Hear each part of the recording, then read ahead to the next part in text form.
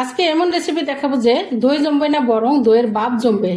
দই জমানো নিয়ে যাদের অনেক অভিযোগ, আজকের পর থেকে সব ভয় উধাও হয়ে যাবে। মাত্র কয়েক মিনিটে পারফেক্ট টক দই আর মিষ্টি দই তৈরির সব সিক্রেট বলে দেব আজকের ভিডিওতে। আসসালামু আলাইকুম, রুকসানা রান্নার গল্পে সবাইকে স্বাগত। চলুন শুরু করি। দেখতে পাচ্ছেন এখানে আমি হাফ লিটার দুধ নিয়েছি, তরল দুধ। আমি জালটা অন করে দিয়েছি আর এখানে দিয়ে দিলাম 1/3 কাপ গুঁড়া দুধ। এখন আমি মিশিয়ে দিব চামচ দিয়ে ভালো করে। ইনস্ট্যান্ট আমি টক দই বানিয়ে দেখাবো।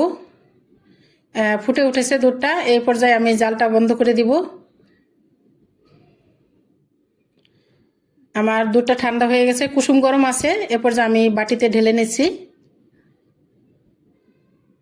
আমি নতুন ধরনের টক দই বানিয়ে দেখাবো, কোনো বীজ ছাড়া। এখন দিয়ে দিলাম লেবুর রস। লেবুর রস দিয়ে আমি মিশিয়ে নিচ্ছি ভালো করে।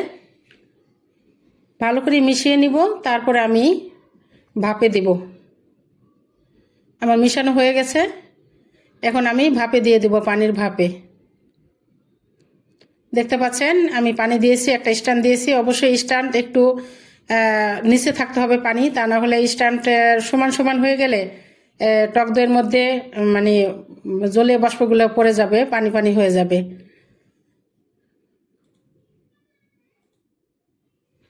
দেখতে পাচ্ছেন আমি ঠান্ডা করে নর্মাল ফ্রিজে রেখে দিয়েছিলাম।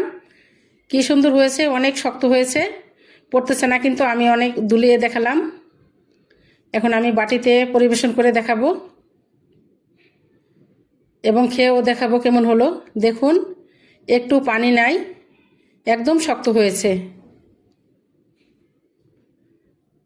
তা আমি কিন্তু ভাপে 10 মিনিট জাল করেছি, তবে এত লাগেও না, 5-7 মিনিট জাল করলেই হয়ে যায়। আমি খেয়ে দেখালাম, অসাধারণ হয়েছে টক দই। আমি এই টক দই দিয়ে আবার মিষ্টি দই বানিয়ে দেখাবো। একসাথে আমি দুটো ভিডিও দেব। দেখুন কতটা শক্ত হয়েছে। দেখতে পাচ্ছেন আমি একটা বাটি নিয়েছি। এখন এর মধ্যে আমি 2 কাপ দুধ দিয়ে দেব, তরল দুধ। 2 কাপ মানে হাফ লিটারই হয়। আমি 2 কাপ দিয়ে দিচ্ছি।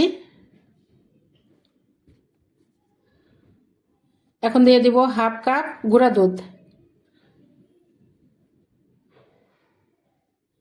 এখন ভালো করে মিশিয়ে নিচ্ছি হ্যান্ড উইংস দিয়ে।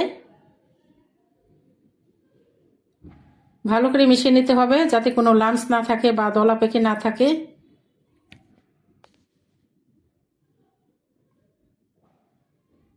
এভাবে কিন্তু আমার ভিডিওটি দেখে ইনস্ট্যান্ট কিভাবে টক দই প্লাস মিষ্টি দই বানাতে হয় আমি দুটোই একসাথে দিয়েছি। আপনারা দেখে অবশ্যই বানিয়ে নেবেন। তা আমার মিশানো শেষ গুঁড়া দুধটা।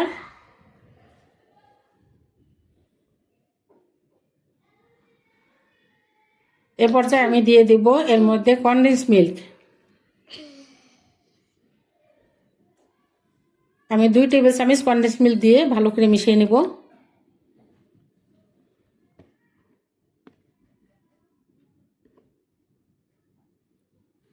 আপনারা চাইলে কনডেন্স মিল্কটা না দিলে চিনিও দিতে পারেন। এক্ষেত্রে যদি না থাকে তাহলে চিনি দিলেও হবে। সেক্ষেত্রে 2 টেবিল চামচ চিনি দিলেই হয়ে যাবে।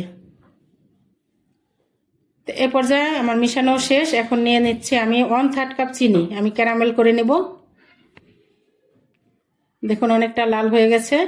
জালটা অনেক মিডিয়াম করে রাখতে হবে, লো মিডিয়ামে রাখতে হবে যাতে পুড়ে না যায়। দেখুন আমার ক্যারামেলটা হয়ে গেছে। বেশি করা যাবে না, তাহলে পুড়ে যাবে।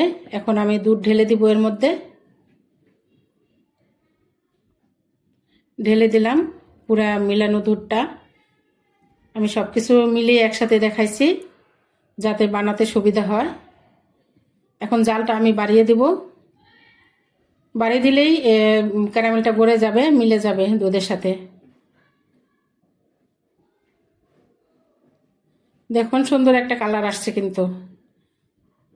এইভাবে করে অবশ্যই বসাবেন। এই দই রেসিপি এত সোজা, যে কখনো বানাননি সেও কিন্তু বানাতে পারবেন, একদম সহজ।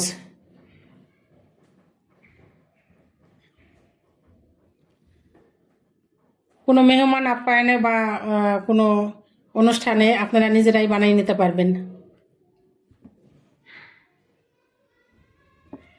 দেখুন আমার দুধটা প্রায় ফুটে উঠেছে, বেশি জাল দিব না, ফুটে উঠে গেছে। আমি এই পর্যায়ে জালটা বন্ধ করে দিব।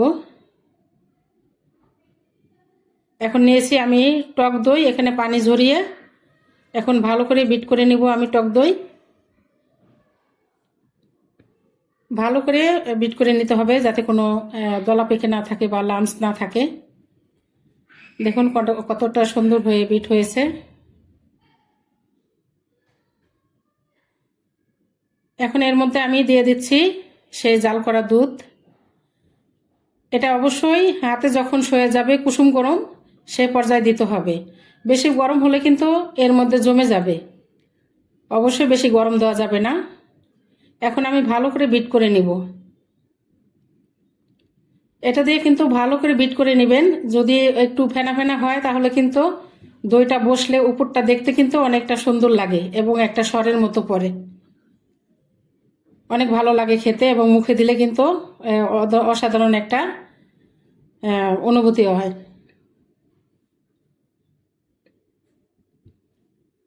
দেখুন আমি ভালো করে বিট করে নিচ্ছি। দেখুন কতটা ফেনা হয়েছে।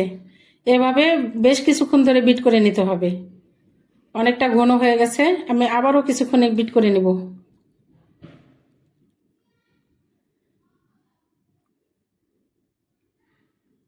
তো এভাবে বিট করা শেষ হয়ে গেছে। এখন আমি যে বাটিতে বসাবো সেই বাটিতে ঢেলে নিব। একটা স্টিলের বাটি নিয়েছি, আমি ঢেলে নিচ্ছি বাটির মধ্যে। দেখুন কতটা ফেনা হয়েছে। যখন দই সেট হয়ে যাবে তখন কিন্তু ভালো লাগবে উপরটা দেখতে। এখন আমি ভাপে দিব, 10 মিনিট বা 15 মিনিট ভাপে দিয়ে রাখবো। এভাবে একটা কড়াই নিয়েছি, একটা স্ট্যান্ড দিয়েছি, পানি দিয়ে দিলাম। পানি কিন্তু অবশ্যই স্ট্যান্ড থেকে একটু নিচে রাখতে হবে, তা নাহলে যদি সমান সমান হয়ে যায় বাটির গায়ে লেগে যায় তাহলে বাটির ভিতরে জলীয় বাষ্পগুলো বেশি জমা হয়ে যাবে, দইয়ের মধ্যে তখন পানি জমে যাবে। তো এটা কিন্তু একটা টিপস। এভাবে আমি 15 মিনিট একবার লো মিডিয়ামে জাল করে নেব। তো দেখুন আমি ঠান্ডা করে নর্মাল ফ্রিজে রেখে দিয়েছিলাম 2 ঘন্টা, তারপরে পরিবেশন করে দেখাচ্ছি। দেখুন কতটা শক্ত হয়ে গেছে, অসাধারণ দেখতে লাগতেছে। দেখুন আমি চামচ দিয়ে দেখাচ্ছি, একদম শক্ত, কিন্তু একটু নরম মনে হচ্ছে না। কতটা শক্ত হয়েছে দেখতেই পাচ্ছেন আপনারা। তো এভাবে বানিয়ে নিতে পারেন আর আমাকে কমেন্ট করে জানাতে পারেন কেমন হয়েছে। আর আমার ভিডিওটা কেমন হলো অবশ্যই কমেন্ট করে জানাবেন। একটু খেয়ে দেখাচ্ছি, অসাধারণ হয়েছে, এত স্বাদ হয়েছে এই দইটা, একদম পারফেক্ট মিষ্টি এবং সবকিছু ঠিক আছে।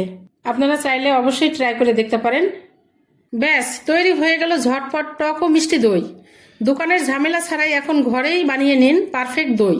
রেসিপিটি ভালো লাগলে লাইক দিন আর এমন ভিডিও পেতে সাবস্ক্রাইব করে সাথেই থাকুন। ধন্যবাদ সবাইকে।